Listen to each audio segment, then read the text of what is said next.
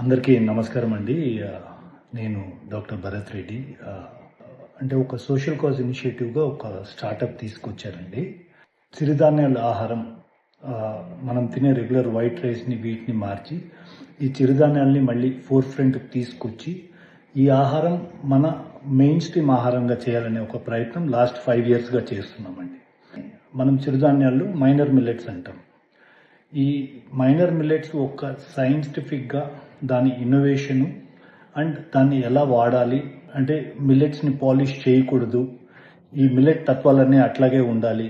ఈ వ్యాక్యూమ్ ప్యాకింగ్తో పాటు ఈ మిల్లెట్స్ రోజుకి ఒక చిరుధాన్యం మార్చాలి అనే కాన్సెప్ట్ ఈ ప్రపంచానికి ఫస్ట్ ఇంట్రడ్యూస్ చేసిన ఏకైక బ్రాండ్గా మిల్లెట్ నావెల్స్ నిలుస్తుందండి.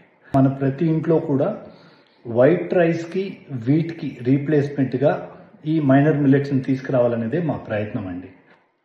సో మాది హోల్ గ్రెయిన్ అండి. ఈవెన్ 5% డీకార్టికేషన్ కూడా కాకుండా చూస్తాము.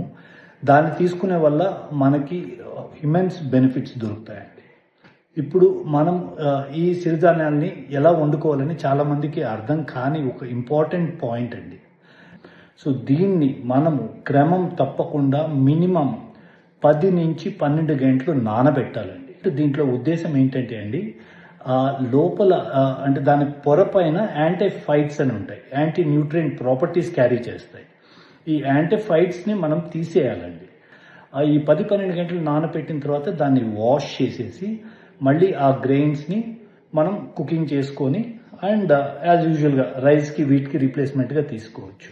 దీంట్లో ఈ పాజిటివ్ గట్ మైక్రోబయోమ్ని తీసుకురావడానికి మైనర్ మిల్లెట్స్కి చాలా ఇంపార్టెంట్ అండ్ క్రూషియల్ రోల్ ఉందండి. దీంట్లో ప్రీబయోటిక్ ఉంది అండ్ ప్రోబయోటిక్ ఉంది. అంటే they are good feeders for the good bacteria in the gut.